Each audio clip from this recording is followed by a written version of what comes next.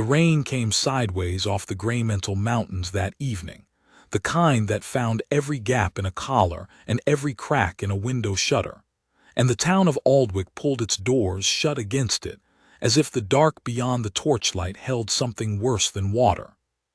Corvin Aschelt heard the inn-door bang for the third time in the space of a quarter-hour, and he lifted his head from his drafting table. The inn was directly across the lane from his workshop. He could see it through the rain-blurred pane of his single front window, a smear of warm amber light, the broad silhouette of Holt the innkeeper filling the doorway, and something in the street below the overhang. Something large, cloaked, still. Corvin set his ruling pen carefully in its groove. He had inked 3 miles of trail this evening, and he didn't want a blot.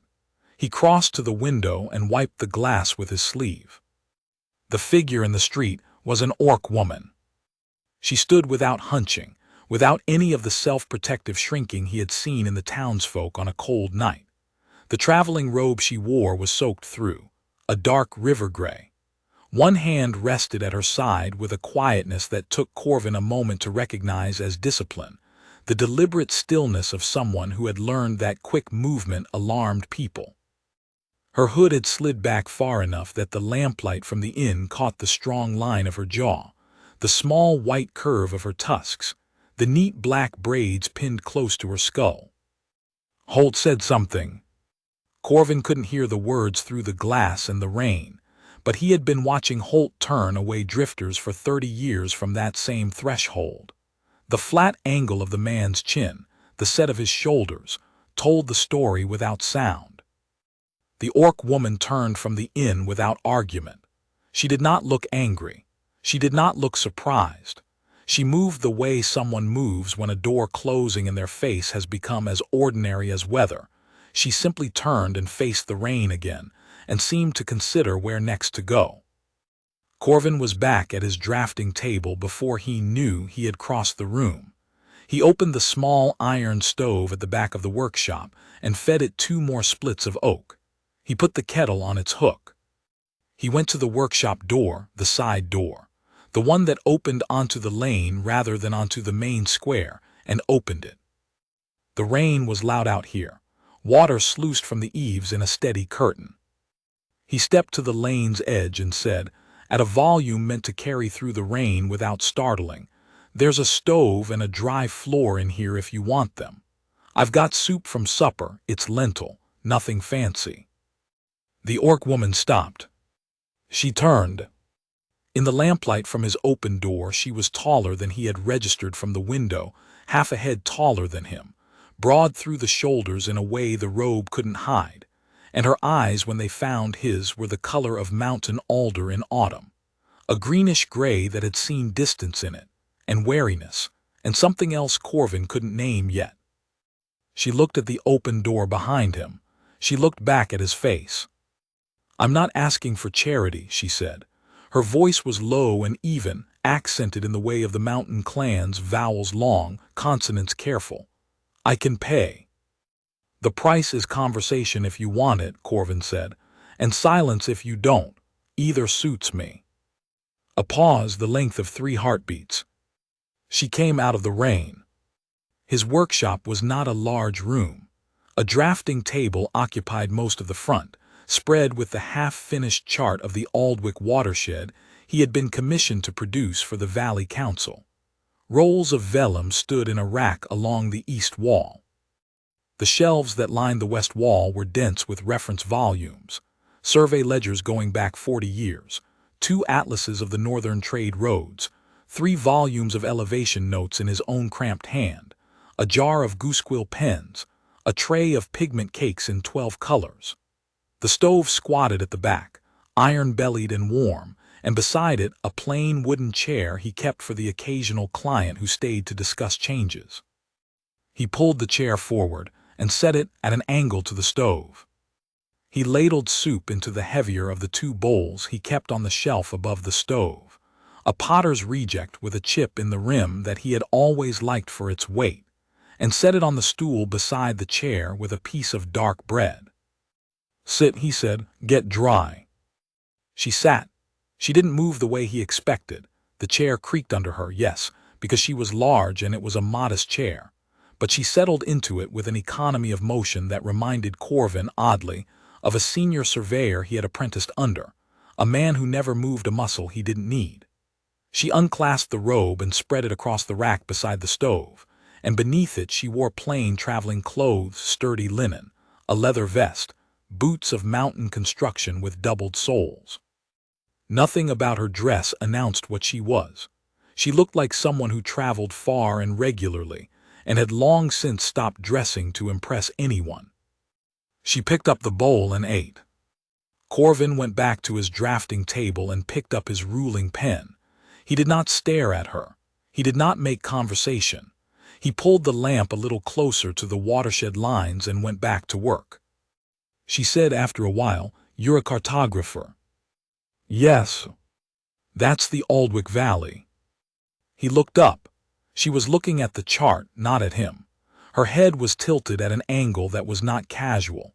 She was reading the topography, the elevation marks, the watershed tributaries with the unhurried attention of someone who understood what they were looking at.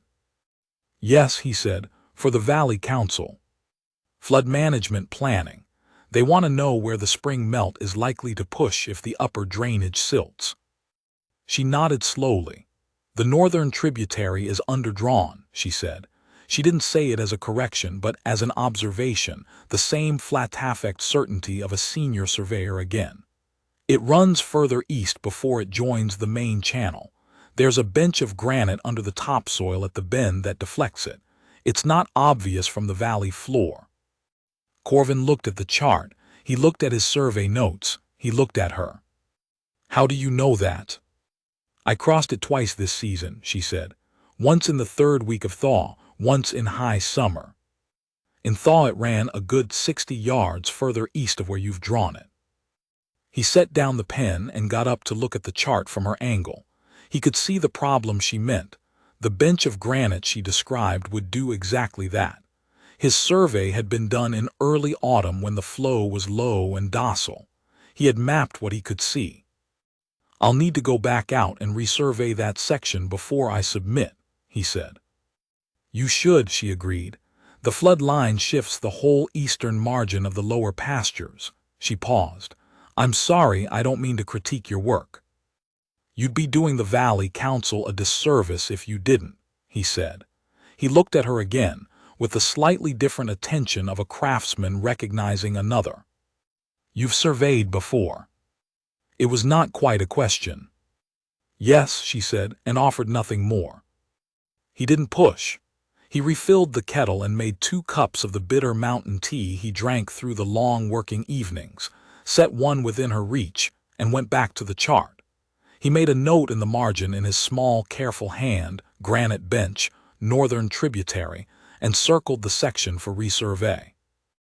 They worked in a companionable quiet after that, she drying by the stove, he at the drafting table, the rain loud on the roof and the lamplight warm and steady. And Corvin found himself thinking that the room felt less empty than it usually did, which surprised him, because he had always believed he preferred it empty. After an hour she said, "I'll need to find somewhere to sleep." "The floor here is dry," he said. "I have a camp roll in the back cupboard. You can have it. I'll go up to my own place." He gestured through the rear wall in the direction of the small house connected to the workshop by a covered passage. "That's generous," she said. There was a careful quality to the word, as if generosity was something she had learned to treat as a variable rather than a constant. "It's a dry floor," he said. "Don't give it more weight than it deserves." She was quiet a moment, then she said, "My name is Sura." "Corvin Asheld," he said. "Good night, Sura." He banked the stove, left the lamp trimmed low, retrieved the camp roll from the back cupboard and set it near the stove's warmth, and went through the passage to his house and to bed. Outside, the rain was settling into the long, steady pour that meant it would last until morning. He fell asleep thinking about the eastern margin of the lower pastures, and whether the Valley Council would want him to resurvey on commission or absorb the correction into the existing one. He did not think much about why he had opened the door. He had opened it because the rain was cold and she had nowhere to go. It had seemed like the obvious thing to do. In the morning the rain had eased to a thin mist. When Corvin came through the passage into the workshop, Sura was already up. The camp roll rolled and strapped and set neatly against the wall, the stove restoked, and the kettle already hot. She was standing at the shelves along the west wall, reading the spines of his survey ledgers with the careful attention of someone who had been looking a long time. She heard him come in and turned without embarrassment. "Good morning," she said. "You have the Haverson surveys from 32 years back." "I do," he said. "Haverson mapped the Greymental passes." She was quiet a moment. "He missed two of them," she said. "The eastern branch above the Ironville corridor and the high saddle above the Crow Lake Basin. Neither were accessible from the valley approach he used." Corvin felt the particular sharpened interest he had not felt since his own years in the field. He moved to the shelf and pulled out the third Haverson ledger, the mountain surveys, and opened it to the Greymental section. "Which eastern branch?" he said. "He charts 3. "The third on his list," she said. "He marks it as impassable. It is not. It narrows above the first rockfall, but it opens again at elevation. The passage is wider than a loaded cart at its narrowest point." Corvin looked at the chart. He looked at her. "You've been through it." "Many times." There was a quality to how she said it, not a boast, but a matter of long familiarity that made the hair on the back of his neck lift very slightly, not from fear, but from the particular excitement of discovering that a person knows something you have wanted to know for years. Haverson's third Greymental Pass had been the subject of speculation among every surveyor in the valley for 3 decades. The official military charts marked it impassable. Corvin had always suspected the official charts were wrong. "Would you sit with me," he said, "and show me what you know of it?" She considered. "I have time," she said. "I won't be continuing west until I've assessed the eastern settlements." He made breakfast, oat porridge from the pot he kept on the back shelf, a pan of fried flatbread, the same bitter mountain tea. She ate without ceremony and sat across from him at the drafting table, and they spent the long gray morning with the Haverson ledgers open between them and a fresh sheet of vellum under Corvin's pen, and she talked and he drew. She was precise. She was better than precise. She was the kind of precise that comes from having done a thing many times and paid attention each time, the kind that does not dress up its uncertainty as certainty, but names it plainly. When she said she had measured a passage at 4 yards, she explained that she had measured it by pacing, in summer, and that summer shrinkage of the snowpack would add perhaps half a yard on either side by midsummer. When she described the rockfall above the narrowing, she noted which fall was old and stable, and which was new and suspect, and where a loaded wagon should weight itself to avoid disturbing the unstable sections. Corvin had been drawing maps for 22 years. He had worked with surveyors, with hunters, with military scouts, with merchants who had gone over passes themselves and come back with rough notes scratched on bark. None of them had given him what she was giving him, which was a complete, internally consistent, rigorously qualified account of a pass that no official map had ever correctly charted. He did not ask her how she knew it. He had learned in 22 years of working with people who knew things about places, that the people who knew the most were often the people who had the most reason to keep that knowledge private, and that the way to get them to share it was to treat the sharing as natural and unremarkable. He drew. He asked the questions a cartographer asked: distances, grades, water sources, surface condition, altitude markers. He did not ask who she was, or why she was here, or who she worked for. At midday she stopped. "You're good at this," she said. "At drawing what people tell me." "At listening correctly," she said. "Most men want to tell you what the pass is before you've finished telling them. You wait." "A map that's half mine and half yours is no good to either of us," he said. "It needs to be yours." She was quiet, looking at the chart taking shape under his hand. It was already better than anything the Haverson ledgers contained. It was better than any chart of the Eastern Graymental approaches he had ever seen, including the ones he himself had produced from a ground survey 3 years ago. He got up and stretched his back. He had been bent over the table for 4 hours and refilled both cups from the kettle. The rain had eased to a light gray drizzle. Through the front window, the lane outside was quiet, the inn across the way showing no sign of life past the cold kitchen smoke. "How many times have you gone through the third pass?" he asked, not pushing, asking the way he asked about surface conditions as a factual question. She thought for a moment with the slight pause of someone who is actually counting. 19 confirmed crossings, she said. With pack animals, 7 of those. In winter twice, which I don't recommend unless you know exactly where the overhang sections are, and you carry twice your expected rope. He made a note beside the third pass section. Overhang exposure, confirm locations before recommending winter use. The overhangs, they're consistent between winters, or do they shift? The main ones are consistent. The granite is sound there. There's one section on the eastern descent, about 2/3 of the way down, where a shelf has been calving for 20 years. We've watched it go piece by piece. In another decade, it will have shed its loose material and stabilized. But right now, I'd run a rope line and move fast through that section even in summer. He drew a small warning symbol and a note. She watched him calibrate the symbol, a small diamond, open, meaning caution without prohibitive risk, and nodded at his choice of it. "That's the right weight," she said, "not impassable. Worth knowing." It struck him, not for the first time that morning, that she spoke about maps the way he thought about them. The vocabulary was the same, but more than that, the underlying philosophy was the same. A map was not a declaration. It was a record of conditions, and conditions changed, and the honest cartographer noted what he knew and what he didn't know and what was likely to shift. Most of the people who came to him wanting charts wanted certainty. Tell me the road is safe.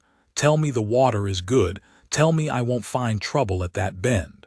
Sura was not asking for certainty. She was asking for an accurate record of uncertainty, which was the only thing a map could honestly give. "May I keep a copy?" she asked. He looked up. "Of course. It's as much yours as mine." Something shifted in her expression.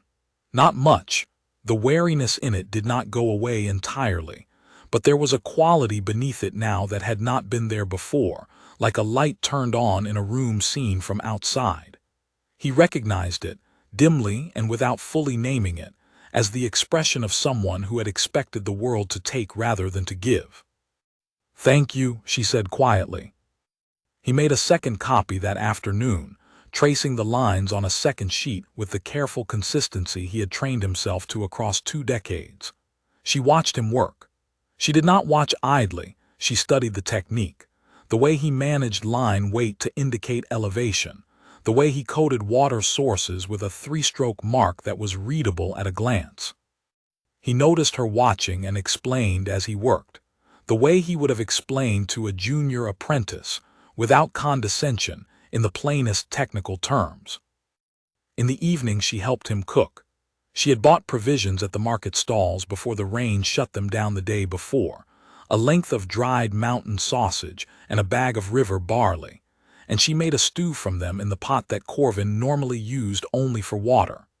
She cooked the way she did everything else, efficiently, without waste, with an attention to what she was doing that turned a simple supper into something better than it had any right to be. They ate at the workbench with the new charts between them. She said, "There are 14 other passes in the Graymental chain. Haverson charted 9 of them." Corvin set down his bowl. "The other 5. 2 are seasonal, they close with the first heavy snow and won't open again until midsummer. 1 is a known raider corridor. Your valley councils were wise to leave it off the public maps, though they shouldn't flatter themselves that the raiders don't know it's there. 1 leads into the interior plateau, which is a different conversation. And 1 She stopped. And one, Corvin said. She looked at him for a moment with a measuring quality, as if she were weighing something. One runs directly through the Ironville clan's winter pastures, she said. That one has always been off the maps for a different reason. Because the Ironville clan holds it, Corvin said. Yes. Haverson's old notes say it's the best graded pass in the chain. It is, she said. The grade is gentle enough for a loaded wool cart in all but the deepest winter. The surface is hardpan granite. There are 3 freshwater springs along the route. The approach from the valley is clean, no cliff approach, no avalanche exposure. Corvin was quiet for a moment. He had heard the Ironville Pass discussed in valley council chambers, in merchants' back rooms, in the long evenings of surveyors' camps. It was the pass that everything hinged on, the pass that would open the eastern mountain trade if it ever opened, the pass that had been held by the Ironville clan for as long as anyone in the valley could remember, closed to human traffic by their custom and their will. Merchants had spent 30 years trying to negotiate access. 3 valley councils in succession had sent envoys who came back with polite refusals. "Do you think it will ever open?" he asked. He asked it as a cartographer, the way he asked about snowpack and rockfall neutrally, as a question about the landscape. Sura turned her bowl in her hands. "That," she said, "depends on what the settlements deserve." He looked at her. She was looking at the charts, not at him, and her expression had the quality of someone who is thinking about something considerably larger than the conversation in front of them. "Fair enough," he said, and took his bowl to the shelf, and they did the washing up in a comfortable quiet, and he left her the camp roll again and said good night. He was halfway through the passage to his house when her voice came after him, low and even. "Corvin." He stopped and turned. "Thank you," she said, "not for the floor, for the charts, for this." She made a gesture, small and slightly awkward, that seemed to encompass the room and the work and the supper and the evening as a whole. "I don't often find it." He considered his answer. "There's no particular virtue in it," he said. "You know things I want to know. I enjoy working with someone who takes it seriously. He searched for the word. "It's good company, that's all." She nodded once, in the deliberate way she nodded. He went through to his house. He lay awake a little longer than usual, not restless but alert, the way he was alert the night before a good survey. He thought about the 14 passes. He thought about the northern tributary and its displaced channel. He thought about the way she had said it depends on what the settlements deserve, and about the weight she had placed on that word deserve, which was not a light word the way she used it. He slept well. She was still there in the morning. She did not announce this. She was simply at the shelf again when he came through, this time with the military atlas open to the Graymental chain, and a piece of charcoal in her hand making small marks on a scrap of vellum. She heard him and set down the charcoal. "I'd like to stay another day," she said, if it's not an inconvenience." "The floor's there either way," he said. She looked at the atlas, she looked at him. "I'd like to continue the survey work," she said. "I have notes I haven't shared yet. The basin approaches, the altitude markers for the seasonal passes, if you have time." "My commission deadline is 3 weeks out," he said. "I have time." He paused. "There's porridge." That, to his mild surprise, made her smile. It was a real smile, not performed. It crossed her face quickly, like light off water, and changed the whole architecture of her expression. He had suspected she was younger than she looked under the wariness. The smile confirmed it. She was perhaps 10 years his junior, maybe a little more. She looked in that moment like someone who had been carrying a weight for a long time and had set it down for a morning without quite meaning to. They worked through that 3rd day with a focus that had deepened from the first 2. She had notes she had not yet shared, not written notes, but carried in memory with the meticulous precision that Corvin had known only in the very best surveyors, the kind who had grown up in country where writing materials were scarce and reliable memory was the only chart that couldn't be lost or taken. She gave him the altitude markers for all 14 passes, confirmed against each other by her cross-references, accurate to the kind of degree that would have required 3 separate expeditions to verify from the valley side. She gave him the summer water sources and the winter ones. She gave him the surface conditions of every significant approach, noted by season. She described the soil structures, the vegetation markers that indicated what lay beneath, the drainage patterns of the high plateau. She described the location of the winter pastures of 3 mountain clans, not with the specific territorial detail that would have constituted a military secret, but with the practical acknowledgement of a traveler noting what a traveler needed to know. Here are people. Here is how close you will come to them. Here is whether they are likely to be friendly to a small, peaceful party. She knew it all. She knew it the way Corvin knew the valley below, not as a set of memorized facts but as a felt landscape, a place she had lived inside. Halfway through the afternoon, he sat back and looked at the new chart spreading across his drafting table, by far the most complete survey of the Graymental chain that had ever existed on paper, and said, "How long have you been traveling these mountains?" "Since I was old enough to carry a pack," she said. "My mother surveyed them before me." She paused. Her mother before that. 3 generations. That was what this knowledge was. It was not one person's accumulation but a lineage, passed down with the careful exactness of craft from woman to woman, each generation adding to what the last had known. "Your family has been mapping these mountains for generations," he said. "Knowing them," she said. "Not mapping, we don't put it on paper. The paper can be taken." He understood that, in the way of someone who had grown up in a world where records were power. He looked at the chart again, at the knowledge she had trusted to his pen that had never been on paper before. "I'll keep a good copy for the council's flood work," he said. "The rest, the past details, the altitude markers, those go in my personal archive. Not for sale, not copied without asking you." She was quiet a moment. "You'd restrict your own archive," she said. "It's your family's knowledge," he said. "Not mine. I drew the lines. That doesn't make it mine." Another of those silences that had something measuring in them. Then she said, in a voice that was slightly different, slightly less careful, slightly more direct, "Most men who hold a pen think the pen makes the claim. Most men who hold a pen haven't spent 20 years being corrected by the people who actually know the ground," he said. He was not being falsely modest. It was simply true, and he had made his peace with it a long time ago. The great surveyors of the past had made their charts from their own legs and their own eyes, and the great gaps in those charts were the places where no one with a pen had walked. The knowledge always lived in the people first. The pen was just a way of carrying it further. She nodded at that. It seemed to settle something.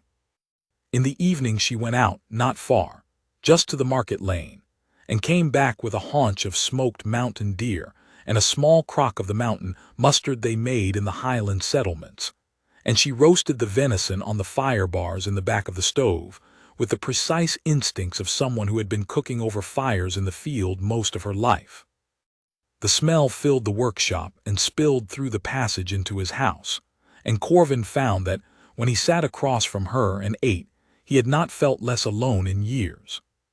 He noticed this the way he noticed a datum that disagreed with his prior survey. He noted it without drama. It was simply true. "Will you find somewhere to stay tonight?" he asked. "I could ask at the miller's. He sometimes boards travelers." "The floor is adequate," she said, not dismissively, but with the practicality of someone for whom a dry floor with a warm stove was genuinely adequate and not a deprivation. "If you don't mind." "I don't mind," he said. They stayed at the table a while longer after the dishes were cleared. She asked him about his work, the history of the valley surveys, the dispute over the western road boundary that had occupied the council for the past 2 years, the Flood Management Commission. He answered fully, without reservation, the way he talked to a colleague. She asked the kind of questions a colleague asked, not curious questions, but functional ones, questions aimed at understanding how a piece of information fitted into the larger whole. At some point he asked her why she was in Aldwych. She looked at her cup. "To see," she said. "To see what?" "What the settlements are," she said. "What they're becoming. Whether they are the kind of places that treat things well." She lifted her eyes. "Trade is a living thing. It needs certain conditions to survive. Chief among them is that the people involved treat each other with a basic decency, that they don't take more than they bargain for, that they remember what they owe." It was the most she had said about her purpose. Corvin looked at her carefully. "What have you found?" She considered for a long moment. "So far," she said, "one cartographer who didn't ask for more than he was owed." He considered that. The firelight moved on the surface of the chart between them. Outside, the night was quiet, the town settled into its own sleep, and the mountains were a dark mass at the edge of the sky. "I'm not unusual," he said. "Most people here are decent enough. They're wary of what they don't know. That's not the same thing as cruelty." "No," she agreed. "It isn't. But wary has a way of becoming cruel when it's convenient, and decent has a way of forgetting to show up when there's a cost." She turned her cup in her hands. "I've been to 12 settlements on this walk. Some of them were decent when the stakes were nothing.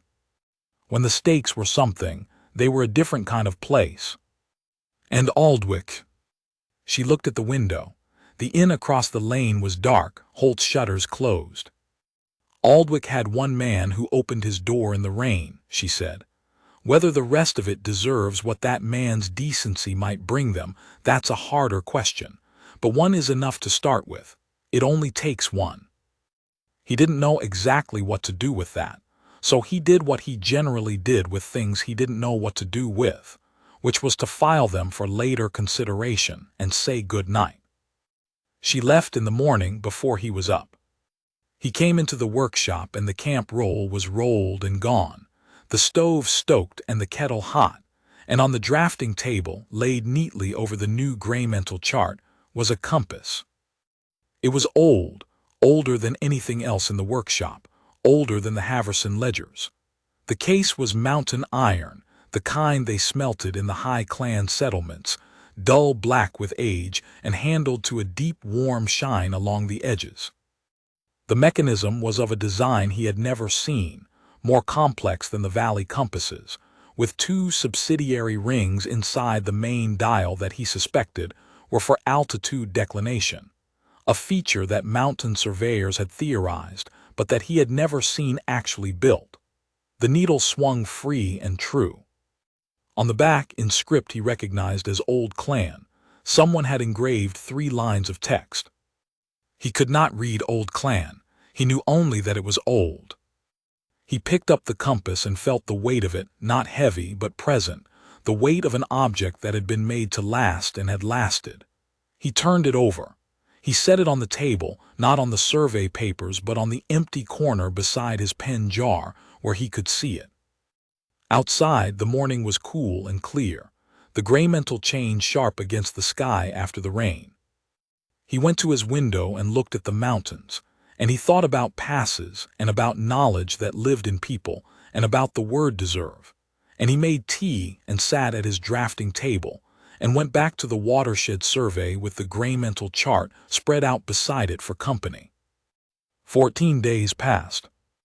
He completed the watershed survey and submitted it to the council, including a note about the northern tributary and its displaced channel. The council approved it and commissioned him to resurvey the eastern margin, which he did, and which confirmed precisely what Sura had told him about the granite bench. He wrote it in his survey notes without comment. Displaced 58 yards east at the mid-bend, granite shelf confirms traveler observation, revised flood margin accordingly. He did not name his source. It was not the council's business where the information came from. He spent his evenings working on the gray mental chart from memory, adding the details she had given him in careful consultation with the notes he had made during their 3 days of work.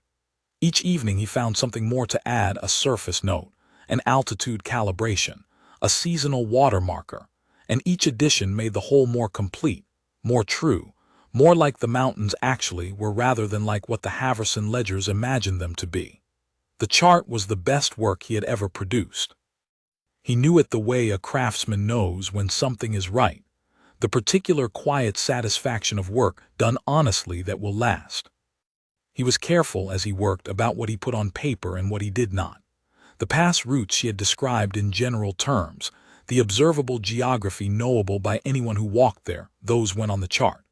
The Ironville corridor itself, the precise path through the winter pastures, the location of the way house she had mentioned, those he left blank. A white space on a chart was not a failure. It was an honest acknowledgement that not everything was his to know. He thought about the 14 passes. He thought about the one that ran through the Ironville winter pastures, which he had not charted and which she had not offered, and he thought about the word deserve. He did not put it on paper. It was her family's knowledge. He had said so, and he meant it. The town, meanwhile, had not forgotten the evening in the rain.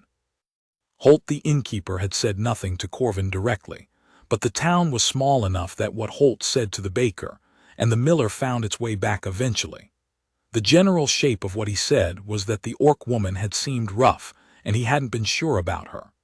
The town received this explanation with the variable belief that small towns applied to the accounts of men who had clearly done something they weren't quite proud of.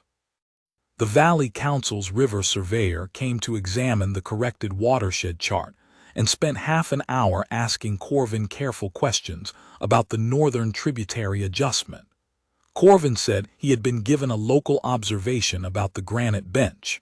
The surveyor pressed for a source. Corvin said the source was a traveler with extensive mountain experience, and that the observation had been independently confirmed in his resurvey. The surveyor accepted this and stamped the chart approved and left without further inquiry, and Corvin filed the corrected chart in his archive and went back to the Boundary Dispute Commission. The compass on his windowsill caught the light differently at different hours. In the morning it was a plain dark object, practical worn. In the afternoon, when the sun moved west, the slant light caught the iron and turned it to a deep warm color, and the needle in its cradle swung in small arcs as the building settled and shifted with the temperature. He had cleaned the case with the cloth he used for his instruments, not polishing it to brightness. It wasn't that kind of object, but clearing the travel grime from the engraved lines of the inscription, so the old script was legible in shape if not in meaning. 3 lines. The word he had identified as path appeared in all 3 of them, or so the 40-year-old trader's primer suggested. Whatever else the oath said, it said path 3 times. He thought that seemed right for a pathfinder's family. He put it on his windowsill. He went about his work. On the 15th morning, he was at his drafting table before sunrise, working in lamplight on a commission from the Eastern Farms, a boundary dispute that needed resolving before the spring planting, when he heard a sound in the lane. Not rain, footsteps. He went to his window. The lane was empty as far as his lamp's reach went, but the sound was still there, not one set of footsteps but many, orderly, measured, the sound of people who moved in formation without needing to be told. He opened his workshop door. The morning was still dark at the edges, the sky above the graymental chain turning that precise pale gray that comes before the first color of dawn. The lane in front of his workshop was full of orcs. He counted, later, more carefully. In that first moment he took in the image whole without counting, a double line of orc warriors in traveling gear, armed and provisioned for a long road, standing at rest along either side of his lane with the stillness of a practiced guard.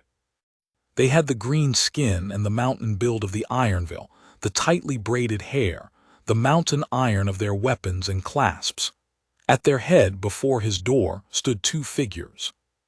One was an elder orc man, gray at the temples, wearing the braided leather belt of a clan senior, with 3 small carved birds hanging from it in the mountain clan fashion that Corvin had read about but never seen. The other was Sura. She was not in the plain traveling clothes.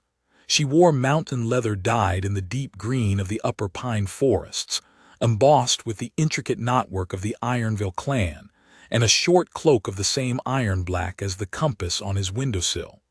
Her braids were up and pinned with iron clasps. She stood in the lane in the gray pre-dawn with her hands at her sides and her chin level, and she looked like what she was, which was a person of consequence. She met his eyes across the threshold of his workshop door. "Corvin Ascheld," she said. Her voice was the same, low and even and careful, but the careful quality had changed. It was not the caution of a stranger anymore. It was the deliberateness of someone choosing their words because the words mattered. "I owe you an honesty I did not give you when I was under your roof." He came out into the lane. The elder beside her, the clan senior with the carved birds, inclined his head, not a bow but a considered acknowledgement, one peer to another. "My name is Sura of the Ironville," she said. "I am the Pathfinder matriarch of my clan. The eastern Greymental passes and the corridor through our winter pastures are ours to keep or to open as we judge." She paused. "I came to the frontier settlements on a pathfinding walk to see what they were and what they deserved. I came without rank or announcement to see clearly." Aldwych was beginning to stir around them. The baker's lamp had come on across the square. Corvin could hear, faintly, the sound of Holt the innkeeper moving around inside his building, the creak of the floor, the scrape of a shutter. "You treated me as a person and a craftsman," Sura said. "You shared your work without condition. You held the knowledge I trusted to you correctly. You did not take what was not yours to take." She held his gaze. "We do not open our past to people who take more than they are owed. I came to judge. I judged." The elder spoke then in the mountain-accented common tongue, low and formal. "Corvin Ascheld, by the Pathfinder matriarch's word and the Ironville Council's decision, the pass opens. The first caravan may enter the corridor in 30 days, when we have prepared the way markers and the way house at the mid-pass." He reached into the satchel at his side and produced a document, folded and sealed with iron-black wax. "The Pathfinder matriarch's commission to the Valley's surveyor of record, to produce the first complete official chart of the Ironville corridor, under our guidance and with our surveyors present." Corvin took the document, he looked at it, he looked at Sura. "You knew I was a cartographer when you first looked at my window," he said. "Yes," she said. "I had read the Valley Council's posted commissions. Your name was on 2 of them." A pause. "I wanted to see what kind of cartographer."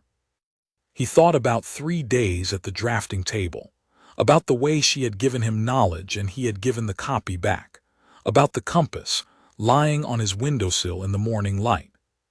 "Your family's compass," he said, "the one you left." "A gift," she said simply. "The engraving on the back is the Pathfinder's oath in the old tongue. I thought," she considered, "I thought it belonged with a cartographer who understood what knowledge is for." The dawn was coming on properly now, the first color coming into the sky above the mountains. The lane around Corvin had the particular quality of a morning that would be remembered. The cool air, the smell of wood smoke from the first fires being lit, the double line of Ironville warriors standing in the quiet of the early hour. Holt the innkeeper appeared in the doorway of his inn. He stood there looking at the scene in the lane with the expression of a man whose categories for the world are undergoing rapid revision. He looked at the warriors. He looked at the clan senior. He looked at Sura in her Pathfinder's green. He looked at the ordinary workshop door and the ordinary cartographer standing before it holding a sealed commission. Holt the innkeeper had turned this woman away from his door in the rain 2 weeks ago. He knew it, Sura knew it, Corvin knew it. The entire front of the lane knew it. Corvin, who was not a vindictive man, looked away from Holt and back to Sura with the focused equanimity of someone who has no interest in anyone's discomfort, except the resolution of the work in front of him. 30 days, he said. "I'll need to go out to the pass before then, ground truth the approaches, check the altitude markers against what you gave me." Our surveyors will meet you at the corridor entrance on whatever day you choose, she said. In 10 days, then. The boundary work I have on commission will be done by then. He paused. I'll need a guide who knows the upper approach. Something shifted in her expression again. The same quality as the morning when he had said there's porridge, the light off water. I know the upper approach, she said. I know, he said. Behind him, in the workshop, the morning light was coming through his single front window, and lying across the drafting table, across the gray mental chart with its 14 passes and its altitude markers, and its careful coded symbols for surface and season and water, the most complete survey of those mountains that had ever existed on paper. The elder presented him then with a second item from the satchel smaller than the commission document, wrapped in oiled leather. He unwrapped it carefully. It was a set of small iron clasps, mountain-made, the knotwork of the Ironville, the same pattern as Sura's. He held them and looked at the elder questioningly. The friend of the pass wears the mark, the elder said. When you come to our corridor, our people will know you. When you come to our winter pastures, any house will take you in. He paused. This is not a small thing we give. We have not given it to a valley man before. Corvin held the clasps. He thought about all the valley councils and all the merchants and all the 3 decades of polite envoys who had come to the Ironville and come away empty. I didn't do anything particular, he said. You did the particular thing, the elder said, with an exactness that closed the argument and left it there. The Ironville delegation stayed in the lane through the morning's early hour, the elder conducting the formal business of the pass opening, the protocol documents, the waymarker schedule, the first caravan permissions, with Corvin at the workshop threshold. The valley woke around them. People came to their doors and stood in the lanes looking. The baker came out with a tray of rolls as a reflex of hospitality, and stood holding them, not quite knowing who to offer them to, and the elder accepted them with a courtesy that made the baker stand straighter. Holt, the innkeeper, came across the lane. He stood at a respectful distance, clearly uncertain of the protocol, clearly doing the arithmetic of 30 days and a caravan corridor, and all the travel it would bring to the foot of the mountains, and all the travelers who would need a room. The elder looked at him once, with the level regard of a man who had spent a long life assessing what people deserved. He said nothing. He returned to his papers. That, Corvin thought, was a judgment delivered more completely than anything he could have said himself. Sura stood with him through the formal business, not conducting it. That was the elder's function, but present, as the Pathfinder was present at her clan's decisions, available, authoritative, hers to override if needed. She did not need to override anything. She watched the proceedings with a calm attention, and when they were concluded and the elder rolled the protocol documents and the witnesses from both parties had made their marks, she turned to Corvin. 10 days, she said. 10 days, he agreed. She looked at the workshop door, at the charts visible through the window, at the mountains sharp and clear above the town's roofline. I meant what I said, she told him. About the knowledge, you held it correctly. It was the correct thing to do, he said. She shook her head just slightly. That's not as common as you think. He thought about the compass on his windowsill.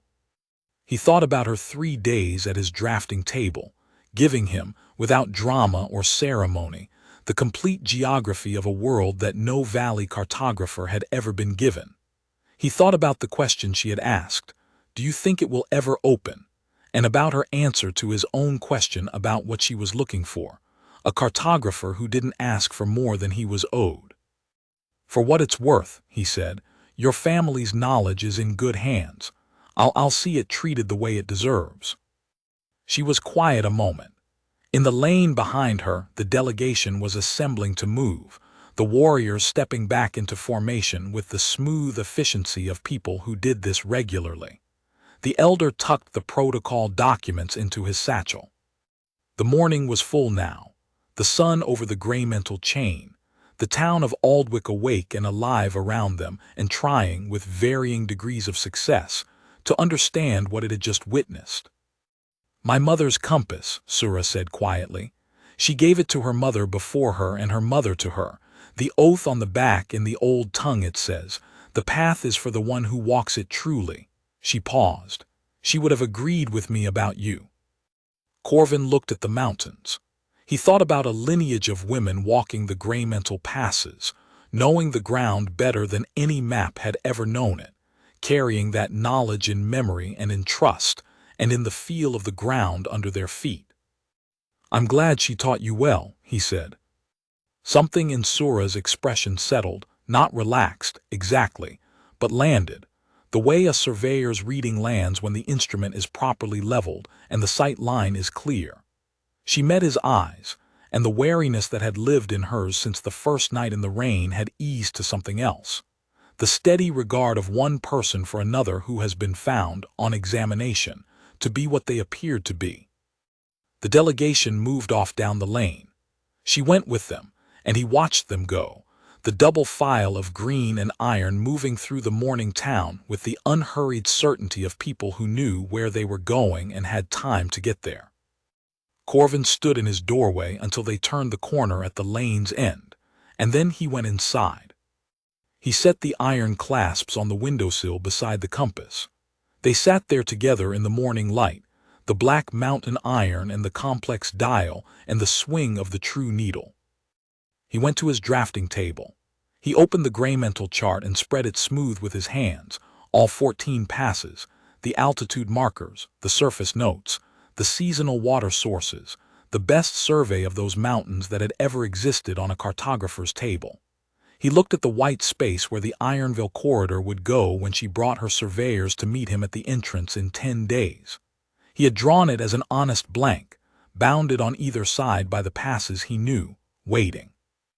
Then he opened a fresh sheet of vellum and began the preliminary planning for the corridor survey, laying out the structure of it, mapping the questions he would need to answer in the field, working up the framework that her family's knowledge would flesh out and complete.